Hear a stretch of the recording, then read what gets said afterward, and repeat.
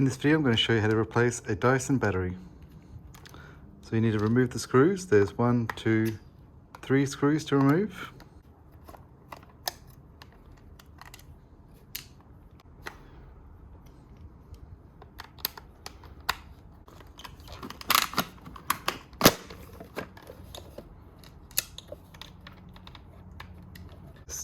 The screw is a bit tricky, so I'm going to use another screwdriver just to help lift it up.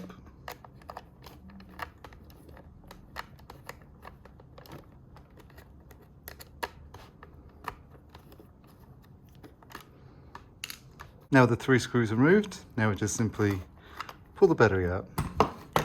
Just do a quick visual check, just to make sure the battery that you are swapping it out with is the same size and same type.